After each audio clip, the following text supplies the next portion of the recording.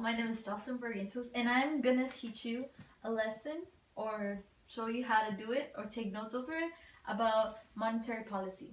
So, contractionary policy expands the money supply more slowly than usual or even shrinks it. For expansionary policy, increases the total supply of money in the economy more rapidly than usual. For reserve requirements, it's a central bank regulation employed by most, but not all, of the world's minimum fraction of customers' deposits. For excess reserves, are bank reserves in excess of a reserve requirement set by a central bank. For checkable deposits, consists of any demand deposit account which checks or drafts of any kind may be written. Checkable deposits accounts include checking, savings, money market accounts. They also include kind of negotiable drafts such as negotiable order or withdrawal.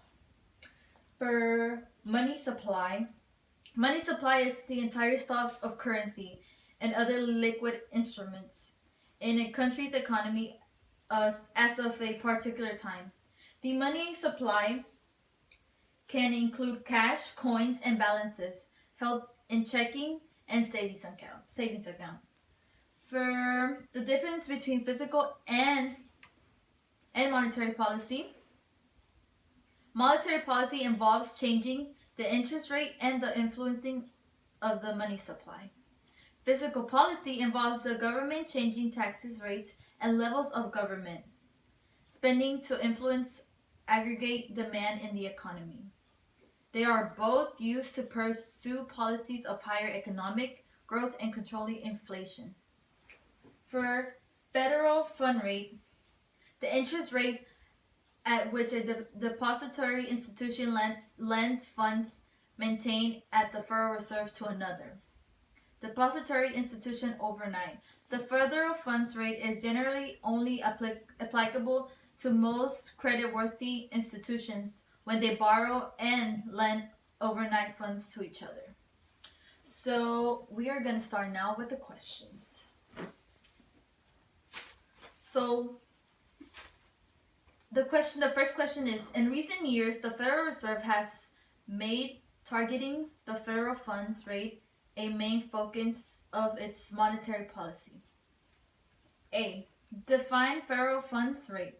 The federal funds rate is the interest rate banks charge each other for overnight and short terms. So it's this one. So for letter B, in Federal Reserve wants to lower the federal funds rate, what open market operation will be appropriate? Well, if you look at all the banks, the best one, or like many of them, will be buy securities. That's the best choice to have. It deposits credit onto the bank's balance sheets, giving them more several than they need, more than what they need. So for point C, it's saying, assume that the open market operation that will indicate in part B is equal to 10 million. Sorry about this mess. So what we're gonna do, and then, they give you 10 million, and 10 million is equal to ER.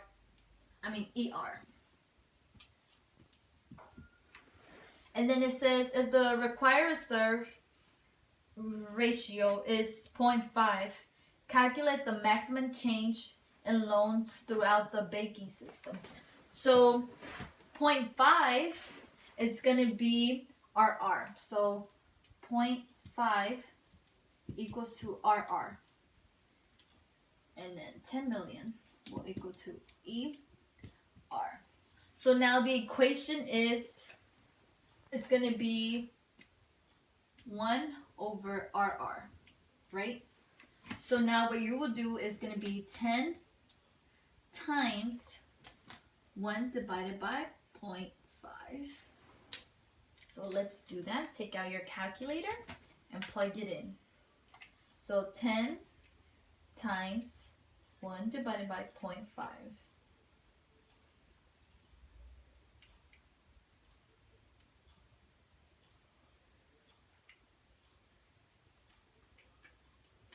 is going to be equal to 20.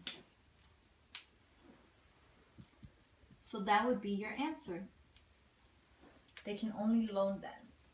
So now let's go on to part D.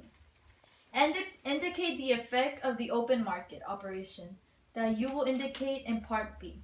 So in part B, on the nominal interest rate. Well, in part B, it says if the Federal Reserve wants to lower the federal funds rate, what open market will be approachable?